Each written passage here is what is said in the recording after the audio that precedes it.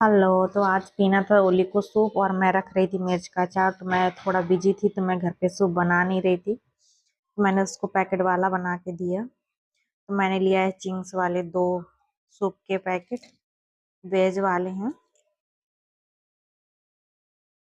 एक बड़े कप मैंने पानी किया था अच्छे से गर्म।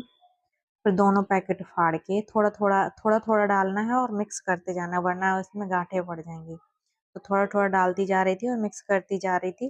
पानी को एकदम खौला लेना है, मतलब पानी जैसे ही बॉयल होने लगे उसको गैस गैस से हटा के बस थोड़ा थोड़ा डालना है। एक पैकेट तो ओली ने फाड़ के प्लेट में डाल लिया था।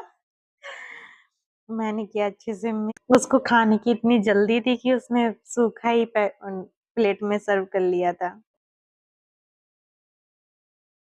मैंने जिस कप से पानी लिया था ना उतना ही कप बना है सूप। देखो एकदम अच्छा से बन गया था।